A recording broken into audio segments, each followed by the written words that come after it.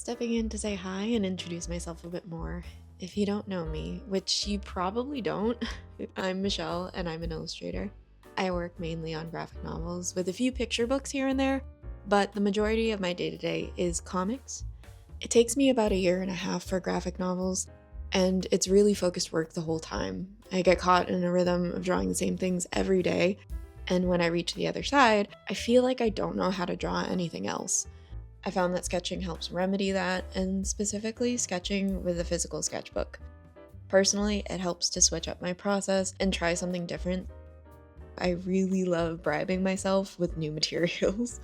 I think it helps my brain bypass the anxiety of starting, because now I'm focused on just playing. And of course, you don't have to buy new. You can always pick up a material you haven't used in a while. That works too. I tend to go in without a game plan and just embrace free-flowing sketching. For this, I ended up referencing some photos I had kicking around.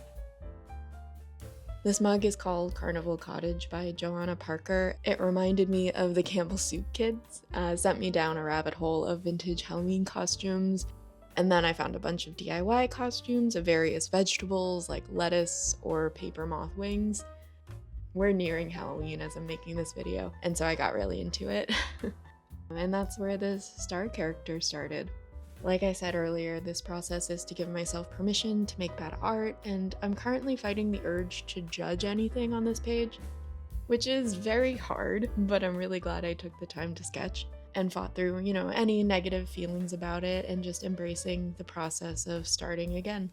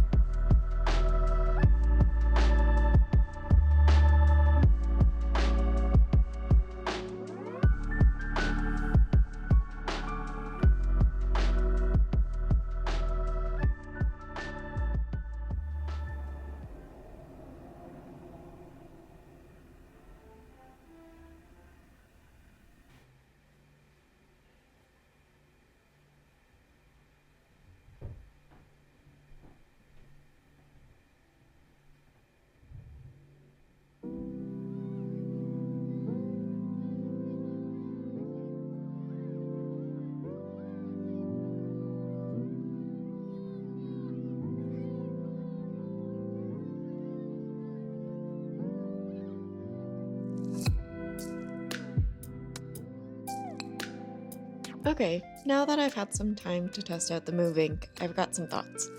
I feel like this would be a great addition if you're an artist looking for something extremely portable. I mean, the size is great and it's really, really light. Surprisingly light. And not in a way that feels flimsy, it feels like it's a solid tablet that you can take with you on the go. It does need a computer to run, so it's not a replacement for, say, an iPad, but if you're looking for a pen display that runs really well on the go, I'd say it's worth looking into. The pen feels a little too lightweight for my liking, but that could just be a personal issue. I have carpal tunnel and ulnar nerve damage, so sometimes pens that are really thin are hard to grasp, so I always look for something that has a bit more heft to it, but this might not be a problem for you. The price is a little steep if you're deciding between a tablet and a pen display. I'd say prioritize what you need more. Ask yourself if you need a computer display all in one that may be limited to select apps, or do you need an additional display that can be attached to your computer and mirror whatever software you already work with? I'm really excited about where this display could go in the future, and as expected from Wacom, the latency is really minimal, and working with the tablet was a really nice experience overall. The screen looks fantastic for its size, and honestly, I wish it was bigger. If I'm going to be hooked up to a computer anyway, it's more important that I have a bigger surface area to work from. But once again, these are all just personal opinions, and this display may be just what you're looking for. But yeah, thank you Wacom for sending me this to try, and I was really excited to have you in my studio today.